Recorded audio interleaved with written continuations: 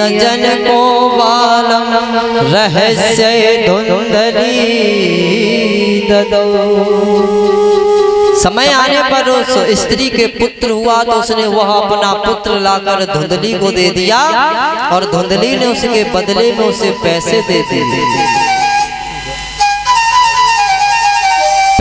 दिए। और इधर महाराज समय बीता, कृत्रिमा से निर्गते चाथ सह धेनु शुश्रुवे अभर्कम सर्वांग सुंदरम दिव्यम निर्मलम कनकम प्रभम। 3 महीने बीत जाने पर उस गाय से भी एक बालक की उत्पत्ति होती है। अब तो महाराज आत्मदेव की खुशी का ठिकाना नहीं रहा। कहाँ एक पुत्र के लिए दुखी थे, अब तो भगवान ने 2-2 दे दिए। आज अपने उन्होंने खजाने के दरवाजे खोल दिए, दोनों हाथों से दान कर रहे हैं।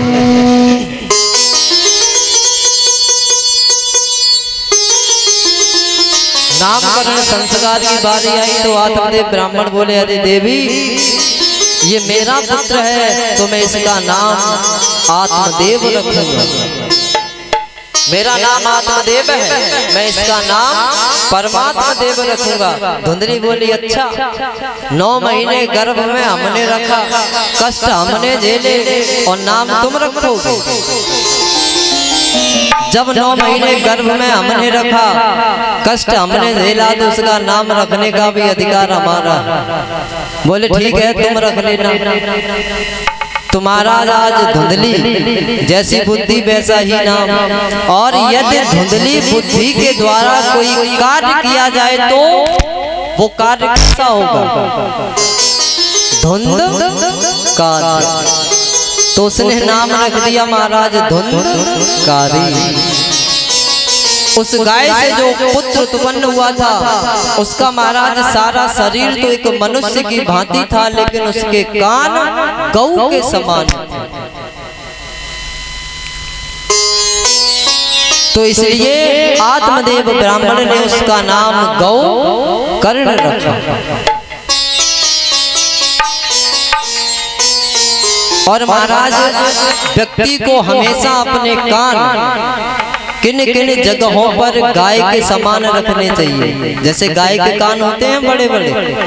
जिस समय यदि हम कहीं पर भगवान की चर्चा हो रही हो, सत्संग हो रहा हो, कथा हो रही हो, उस समय हमें अपने ये कान गाय के कान के समान रखने चाहिए कि जिससे प्रभु की लीलाएं, प्रभु की कथाएं, उनका नाम, उनका गुणगान हमारे अंतःकरण में अत्यधिक मात्रा में पहुंचे। और जिस समय कहीं पर गलत कार्य हो रहे हो तो उस समय हमें अपने कानों को महाराज सांप के समान कर लेने चाहिए, बिल्कुल छोटे। समय बीता तो महाराज गोकर्ण तो कि गोकर्णो पंडितो ज्ञानी धुंधकारी महाखलः। गोकर्ण तो महाराज पंडित ज्ञानी बन गए संतों की संगति करके, लेकिन इसकी संगति गलत हो गई कि संगत ही गुण उपजे और संगत ही गुण जाए। व्यक्ति का जीवन कैसा होगा ये उसकी संगति पर डिपेंड करता है। यदि अच्छी संगति करोगे तो ये जीवन अच्छा बनेगा, गलत संगति करोगे तो ये जीवन गलत मार्ग पर जाकर पतन की ओर बढ़ेगा।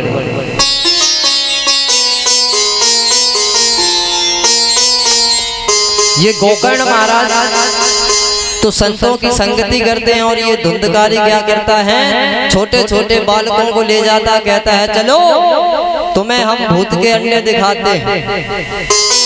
ले जाता है महाराज और टांग पकड़ के कुएं में डाल देता है। कुत्तों के पिल्लों को पकड़ता है, उन्हें मार देता है। यानी तमाम गलत कृत्यों को करने लगा। जुआ खेलने लगा, मदिरा पान करने लगा, वेश्याओं का साथ करने लगा। अब तो आत्मदेव ब्राह्मण के पास महाराज प्रतिदिन शिकायत आती है। आत्मदेव ब्राह्मण दुखी होने लगे कहने लगे इससे अच्छा तो यही था कि जब मेरे कोई संतान नहीं थे। मेरे 2 पुत्र हैं, एक पुत्र तो मेरा बहुत बड़ा ज्ञानी है, मेरी आज्ञा का पालन करता है, लेकिन एक पुत्र तो गलत कुकृत्यों को करके हमारा नाम बदनाम करता है। और एक बात और बता दूं महाराज, जो व्यक्ति जीवन में किसी के आगे ना झुकता हो, जो व्यक्ति अपने जिंदगी में किसी के समक्ष ना झुका हो, ना झुकना चाहता हो, एक समय आने पर ऐसा होता है कि उसकी संतान ही उसे झुकने पर विवश कर देते। इसीलिए महाराज जब बालक छोटा होता है, रोता है, मेला घुमाने ले जाओ या बाजार ले जाओ कि हमें ये चीज चाहिए, तो आप उसकी जिद को पूरा करते हो। वहीं से तुमने अपने पतन की और उसके पतन की नींव डाल दी। जब वो जिद करता है कि हमें ये चीज चाहिए, आपने दिलाई, फिर बड़ा हुआ और बड़ी जिद की, आपने बेबस होके वो भी दिलाया, फिर तो महाराज डिमांड पे डिमांड बढ़ती जाती, जीवन नरक। जिस दिन उसने पहली बार जिद की थी, उसकी जिद पूरी करने के बजाय तुम उसमें एक चांटा लगाते, उसे सत्संगति का साथ करना सिखाते, बुजुर्गों का आदर करना सिखाते, सम्मान करना सिखाते कि किसके साथ कैसा व्यवहार करना चाहिए, उसे यदि संस्कार देते तो ना आज उसका जीवन नरक होता, ना तुम्हारा नरक होता। ये नींव तो तुमने स्वयं डाली।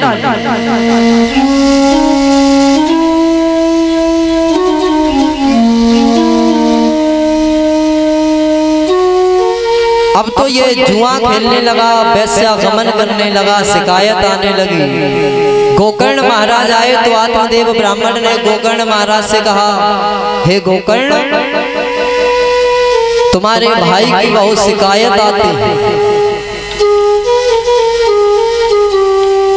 तो उन्होंने उपदेश दिया अपने पिता को, कहा, रे पिता, आपकी अब उम्र भी हो चुकी है, आप इन पचड़ों में ना पड़ के वानप्रस्थी का जीवन यापन करें। इसी में आपका भी भला है, हमारा भी भला है और उसका भी भला है।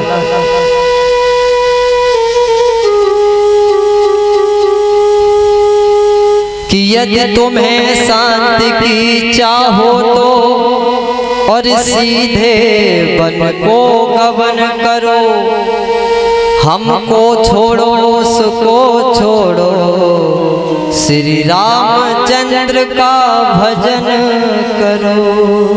अरे पिता, आप हमें भी छोड़ दो, उसे भी छोड़ दो, अब आप तो केवल और केवल भगवान का भजन करिए। तो गोकर्ण की बात को मान करके आत्मदेव ब्राह्मण तो वन में चले जाते हैं तप करने के लिए। इधर गोकर्ण भी तीर्थ यात्रा पर निकल जाते हैं। अब तो महाराज ये स्वतंत्र हो गया, परम स्वतंत्र ना सर पर कोई। अब तो जैसा दिखता है, जैसा भाता है, वही करने लगा।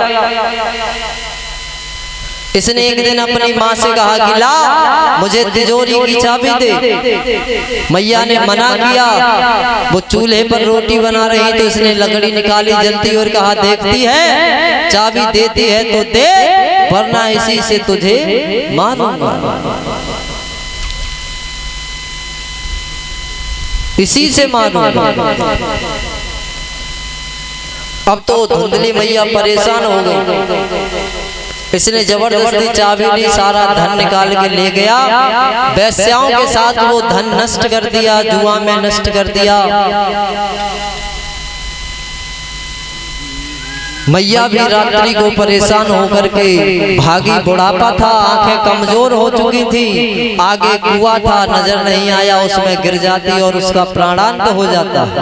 अब तो ये और ज्यादा स्वतंत्र। इसने क्या किया कि ये एक बार अपने घर पर ही 5 वैश्याओं को ले आया मारा। अब तो इसने घर में ही वैश्याओं का आगमन कर लिया, घर को वैश्यालय बना दिया। कुछ दिन धन था तो चला, जैसे ही धन समाप्त हुआ तो उन वेश्याओं ने कहा, सुनते हो, हमें धन आभूषण और वस्त्र चाहिए, कहीं से भी ला के दो, तब तो तुम्हारे साथ रहेंगे, और यदि नहीं दे सकते हो तो हम तो चले। अब इसने महाराज एक राजा के यहाँ पर डकैती डाली, वहां से जितना भी माल खजाना मिला वो लेकर आया, वेश्याओं को दिया। तो वही वेश्याएं उस राजा के यहाँ पर नृत्यांगना का कार्य करते थे, उन्होंने वो राजसीय वस्त्र और आभूषण पहचान लिए, कहा ये तो राजसीय वस्त्र हैं, और यदि किसी तरीके से राजा को पता चल गया तो इसके साथ साथ हमें भी दंड मिलेगा। ये तो जाएगा लेकिन हमें भी साथ लेकर जाएगा, कि ये ठगी डकैती का पैसा अपना प्रभाव दिखलाएगा, और ये जाएगा सो जाएगा, ये तो जाएगा लेकिन और साथ में हमें ले जाएगा। ये तो जाएगा लेकिन साथ में हमें भी दंड दिलवाएगा।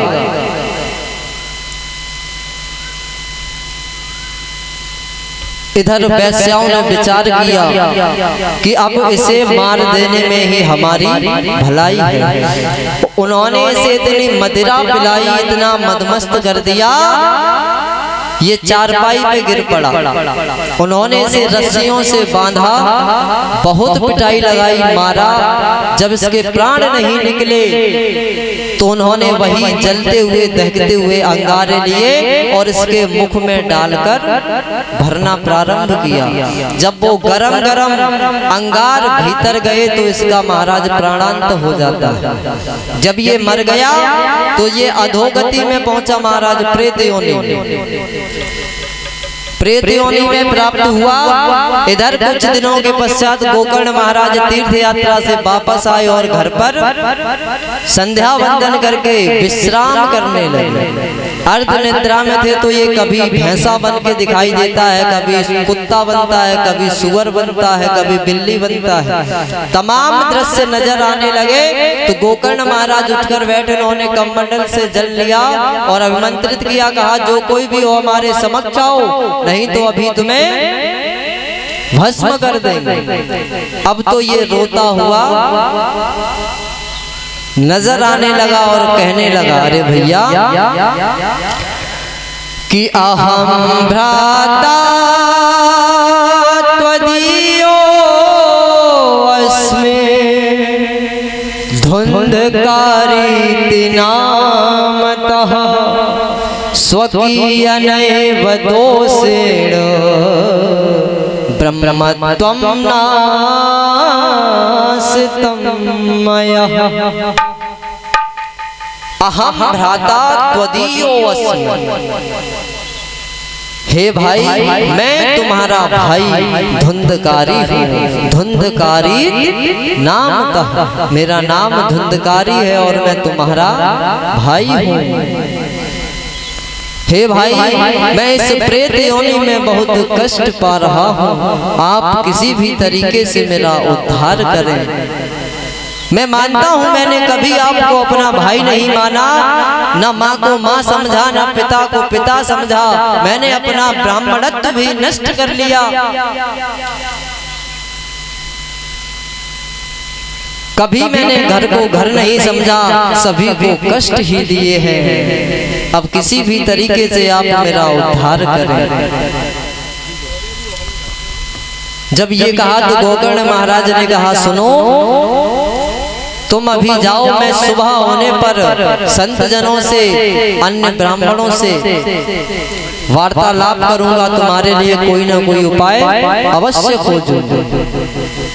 प्रातः काल होता है तो महाराज नींद तो नहीं आई, अपना नित्य क्रिया से निवृत्त हुए और उन्होंने एक बैठक रखी, उसमें अनन्य ब्राह्मण और संत एकत्रित हुए। उन्होंने पूछा कि इस तरीके से रात को हमारे साथ ये बात हुई है, इसका कोई उपाय। तो समस्त ब्राह्मणों ने और संतों ने एक ही बात कही कि इस संसार में हे गोकर्ण दो ही देव ऐसे हैं जो हमें साक्षात दर्शन देते हैं, एक तो सूर्यदेव और दूसरे चंद्रदेव। तो चलिए हमें सर्वप्रथम सूर्यदेव से निवेदन करना चाहिए, उन्हीं के द्वारा हमें पता लगेगा। तो श्रीमद्भागवतान मुक्ति सप्ताहं वाचनं कुरु इति सूर्यवाचा सर्वे धर्म रूपं तुवे श्रीदा। गोकर्ण जी की प्रार्थना सुनकर के सूर्य भगवान ने कहा, हे गोकर्ण तुम अपने भाई के हितार्थ श्रीमद् भागवत कथा सप्ताह का आयोजन करो, उसे उस कथा को श्रवण कराओ विधि पूर्वक, तो उसका प्रेत योनि से मुक्त होना संभव है। यदि नियमों के अनुसार उसने कथा को श्रवण कर लिया और तुमने नियमों के अनुसार उस कथा को श्रवण करा दिया, तो उसका प्रेत योनि से मुक्ति अवश्य हो जाएगी। सूर्यदेव का आदेश पाकर के आज गोकर्ण महाराज ने व्यासपीठ का निर्माण करवाया, व्यासपीठ बनवाई और स्वयं उस व्यास आसन पर विराजमान होकर के कथा को प्रारंभ किया, उस प्रेत का आवाहन किया। तो महाराज ईशान दिशा के समक्ष एक बांस का वृक्ष था, देखा होगा उसमें कीड़े लग जाते हैं, छोटे छोटे छिद्र हो जाते हैं। तो वही वायु रूप में उस बांस के अंदर प्रवेश कर जाता है, क्योंकि जो प्रेतात्माएं होती हैं वो महाराज वायु रूप में ही होती हैं। उसे जब कहीं पांडाल के अंदर स्थान नहीं मिला तो वो उस बांस के वृक्ष में विराजमान हो जाता है। आज गोकर्ण महाराज ने कथा को कहना प्रारंभ किया। प्रथम दिवस कथा की आरती हुई तो महाराज उस बांस की प्रथम ग्रंथि फटती है, दूसरे दिन दूसरी, तीसरे दिन तीसरी, इस प्रकार सातवें दिवस होने पर सातों ग्रंथियां फट जाती। और जब सातों ग्रंथियां फटी तो महाराज वो प्रेत एक प्रेत ना रह करके अपने स्वरूप में प्रकट होता है।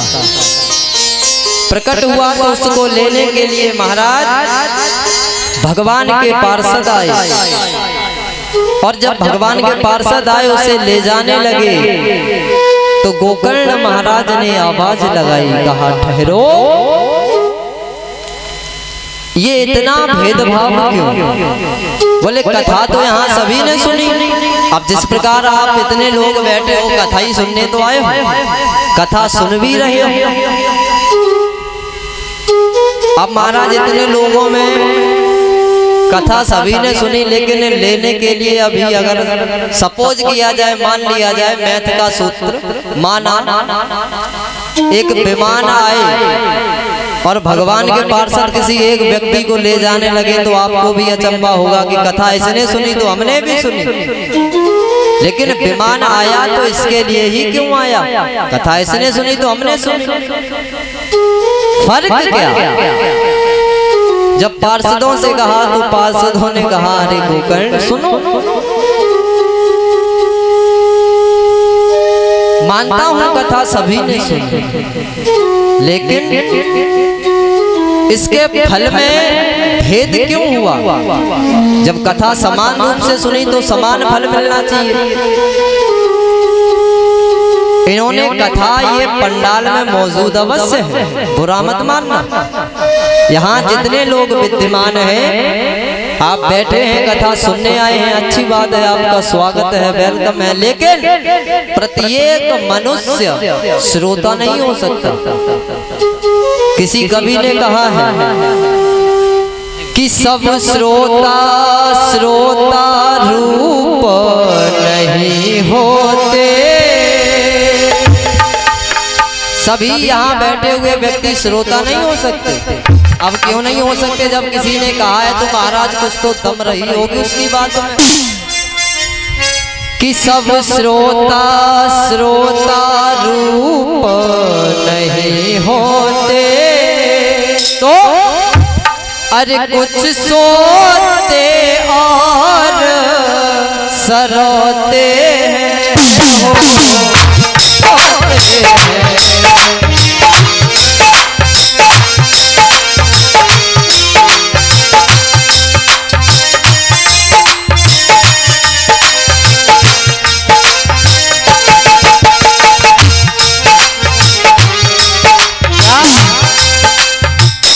सुनिए, सब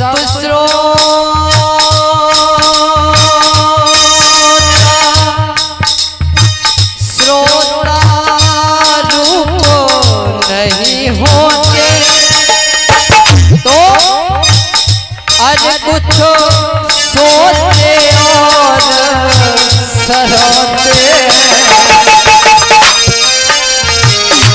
लेकिन इसलिए अब यही भेद है महाराज, इसलिए कथा सुनने पर भी, इसलिए कथा सुनने पर भी फल एक से नहीं होते हैं, होते हैं।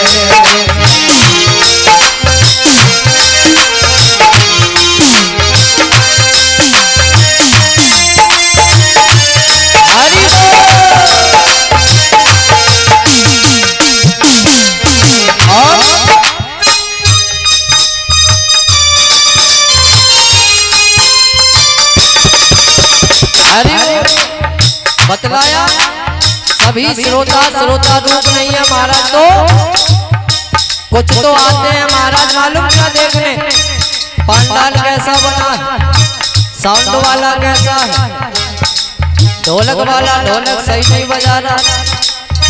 महाराज जी ने ये बात बोली तो गलत बोली, और बोली तो कैसे बोली, ये बात ऐसे नहीं ऐसे, वो श्रोता नहीं महाराज, उनकी कैटेगरी सरौता के अंतर्गत आती है। हल्के सरौता जानते हो, जिससे सुपारी काटी जाती है, वो कटिंग करने आते हैं, उन्हें इससे मतलब नहीं क्या हो रहा क्या नहीं हो रहा। बहुत से क्या घर पे परेशान है, बहू क्या करती है, लो नाती को खिलाओ, उन्होंने सोचा इससे तो छुटकारा मिलेगा, चलो कथा ही सुनेंगे। आए कथा के नाम से एक खंबा देखा, दीवार देखी, धोख लगाई और सीताराम। पंडित जी क्या कह रहे क्या नहीं कह रहे, बात ही खत्म है ही नहीं, तो सुनेंगे क्या।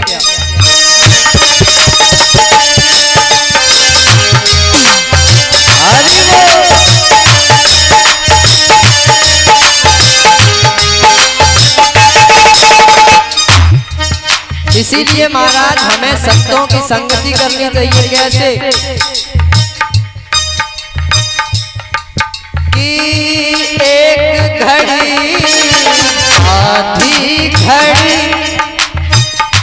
आधी हुस्से पुने आधी हो,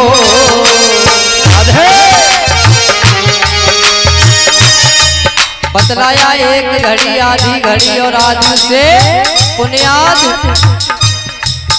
और तुलसी संगत साधु की हर कोटि अपराध।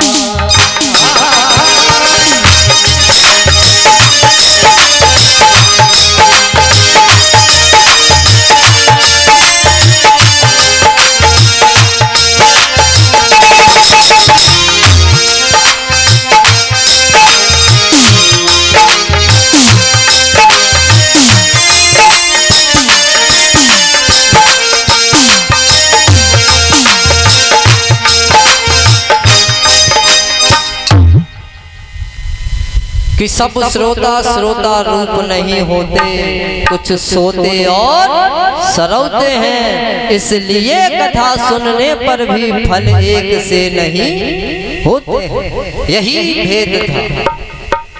क्योंकि वो प्रेत रूप में था, उसे मुक्ति चाहिए थी महाराज, इसलिए उसने 7 दिन निराहार रह करके कथा को श्रवण किया। उस कथा को श्रवण किया, उसके पश्चात उसने मनन किया, चिंतन किया और उससे बाद में उसने अपने अंतःकरण में धारण किया। यही फर्क था। और जो लोग पंडाल में बैठे उन्होंने सुना, उठे और महाराज हाथ हिलाए, चल दिए, जो कुछ था वो यहीं के यहीं छोड़ के चले। यही था।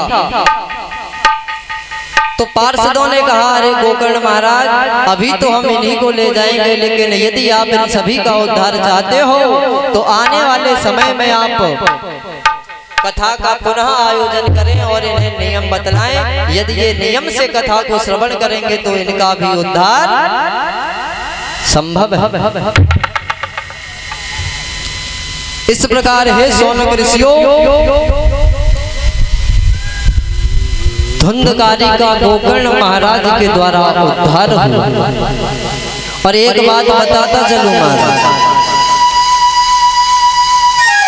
स्वकीयनैव दोषेण ब्रह्मत्वं नाशितं मया। यदि कोई ब्राह्मण परिवार से व्यक्ति हो और यदि उसने मदिरा का पान अपने जीवन में एक बार भी कर लिया तो महाराज उसका उद्धार फिर गया जी में भी करने से नहीं होता है। धुंधकारी का महाराज गोकर्ण महाराज ने हर जगह पिंडदान दिया और गया जी में भी किया, लेकिन उसका उद्धार नहीं हुआ था। आत्मदेव ब्राह्मण थे, वो भी ब्राह्मण परिवार से था, लेकिन उसका उद्धार संभव नहीं, तो बहुत यत्न करना पड़ा। साफ साफ बताया है कि यदि ब्राह्मण शराब का पान करता है तो उसका ब्राह्मण तत्व नष्ट हो जाता है, फिर उसकी जिंदगी और उसकी गिनती एक सूत्र से भी निकृष्ट मानी जाती है। और ब्राह्मण एक प्रकार के नहीं बतलाए हमारे शास्त्रों में, हमारा अनेकों प्रकार के। एक तो होते हैं नाम ब्राह्मण, यानी नाम मात्र के ब्राह्मण, ब्राह्मण परिवार में जन्म लिया लेकिन कर्म कोई ब्राह्मणों से है ही नहीं। मांस खाना, शराब पीना, वैश्यागमन करना, जुआ खेलना, तुम्हारे कर्म ब्राह्मणों जैसे नहीं, ये कर्म ब्राह्मणों के नहीं है।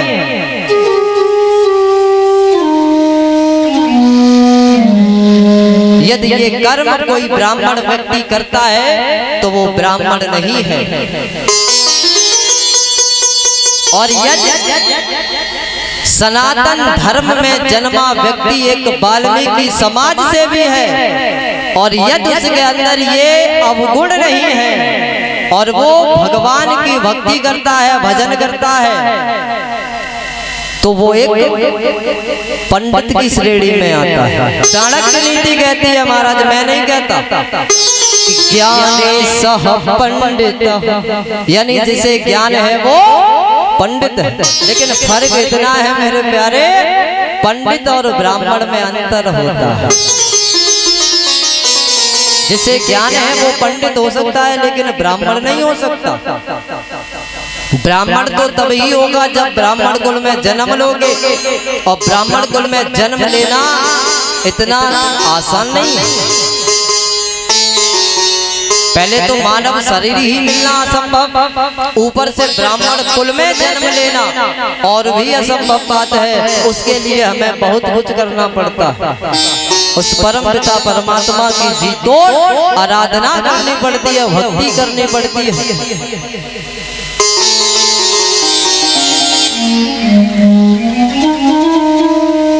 ध्यान रहे। और महाराज ये जितने व्यसन इत्यादि हैं, ब्राह्मण तो क्या चारों वर्णों में किसी व्यक्ति को नहीं करने चाहिए। मेन बात तो ये है, यदि आपके अंदर ये विकार होंगे तो आप उस परम पिता परमात्मा की भक्ति नहीं कर सकते। ना भाव, ना भजन, ना पूजन अर्चन होगा ही नहीं, और करोगे भी जबरदस्ती तो स्वीकार नहीं होता। इसीलिए महाराज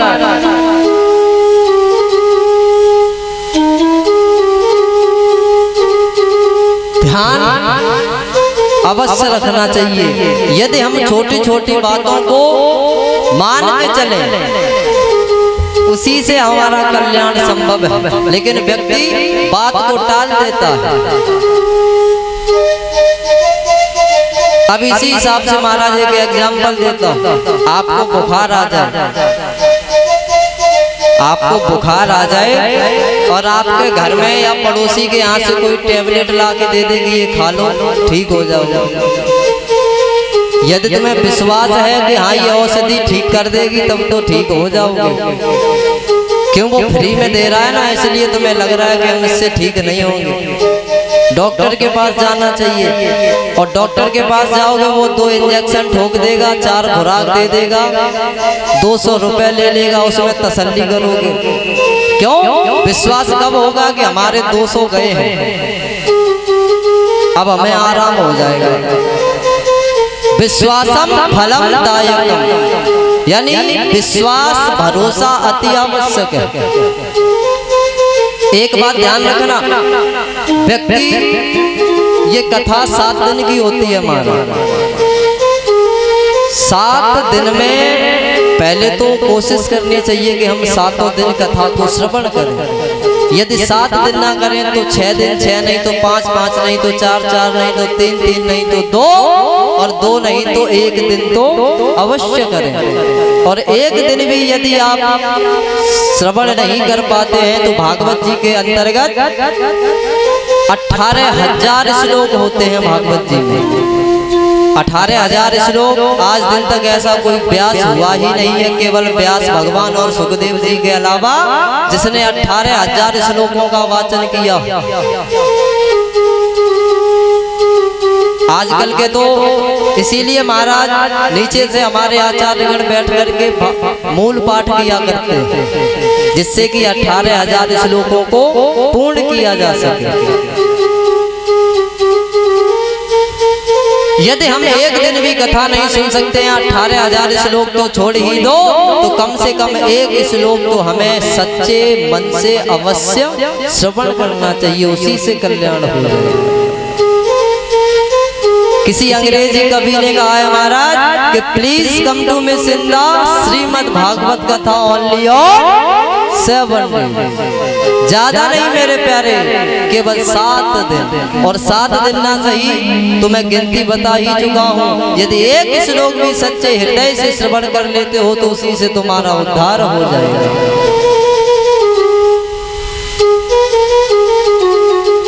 प्रेम से बोली गोविंद भगवान की जय, बोली बांके बिहारी लाल की जय। जय श्री राधेश। इधर महाराज एक बार की बात, देवर्षि नारद जी ने अपने मन में विचार किया कि मैंने समस्त देवी देवताओं में झगड़ा करा दिया, लेकिन आज दिन तक बाबा भोलेनाथ और पार्वती मैया में मैं झगड़ा नहीं कर पाया। सती मैया बोले आज चाहे कुछ भी हो जाए, आज बाबा भोलेनाथ के ही घर में धाबा है। नारद जी ने बीड़ा बजाया, नारायण नारायण जाप करते हुए कैलाश पर्वत पे पहुंचे। मैया ने कहा अरे लाला आओ बैठो।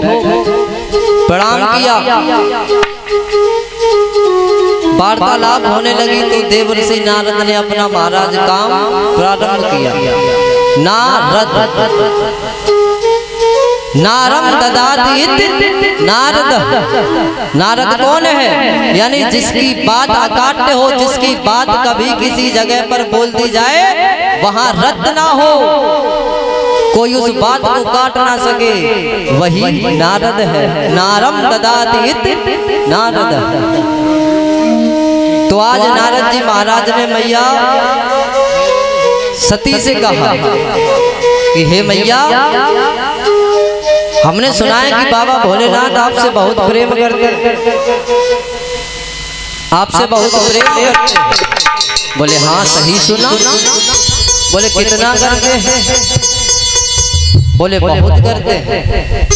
बोले अगर इतना प्रेम करते हैं तो फिर तुम्हें उन्होंने वो वाली बात तो अवश्य बताई होगी। मैया चक्कर में पड़ गई। मैया बोली कौन सी वाली बात? बोले वही वाली बात। बोले कौन सी? चले बोई। बोले कौन सी बोई? अरे बोई वाली बात। मैया बोले बेटा नारद साफ साफ कहो, कहना क्या चाहते हो? बोले अरे मैया जब तुम ही कहते हो कि हमारे स्वामी हमें इतना प्रेम करते हैं, कोई व्यक्ति जब गुरु से दीक्षा लेता है तो वो मंत्र गुप्त रखा जाता है, बताया नहीं जाता। लेकिन हे नारद, हमारे पति देव हमसे इतना प्रेम करते हैं, उन्होंने हमें अपना वो गुरु मंत्र तक बता दिया। बोले गुरु मंत्र बता दिया, लेकिन तुम्हें वो वाली बात बिल्कुल नहीं बताई होगी। बोले कौन सी? कि बोई वाली। बोले अरे, बोले जब तुम्हें इतनी छोटी सी ये बात नहीं बताई तो फिर वो वाली बात तो कैसे भी नहीं बताई होगी। मतलब संशय के भीतर संशय, संशय के भीतर संशय उत्पन्न करते चले गए। मैया ने कहा साफ साफ कहो, कहना क्या चाहते हो? बोले आपने कभी ये पूछा कि वो अपने गले में माला पहनते हैं जो मुंडों की, वो किसके मुंड है? और मैया ऊपर से ये सोचो कि वो सारे के सारे मुंड स्त्रियों के, एक भी किसी पुरुष का मुंड नहीं। कभी पूछा? बोले नहीं। बोले जब तुम्हें इतनी छोटी सी बात नहीं बताई तो बातें तो और भी हैं, वो तुम्हें कैसे भी नहीं बताई है। अब तो मैया का पारा चढ़ गया। मैया ने कहा ठीक है आने दो, अब तो आज से यही रहेंगे या फिर मैं रहूंगी। नारद जी ने मन में विचार किया, कहा बेटा नारद तेरा काम हो गया, अब निकल। नारद जी महाराज चले। जैसे ही बाहर पहुंचे तो क्या देखा? बाबा भोलेनाथ की समाधि खुली और जय घोष किया, जय श्री राम। भगवान ने नेत्र खोले और क्या देखा कि कैलाश पर्वत से नारद जी जा रहे हैं। मन ही मन विचार करने लगे, जिस घर से सुबह सुबह नारद निकले, अब तो महाराज कहा क्या जाए, ब्रह्म ही रक्षा करे। बाबा भोलेनाथ ने कहा होगा सो देखा जाएगा, घर चलते। पहुंचे तो पहले जब भी बाबा जाते तो बाहर से कहते थे जय श्री राम,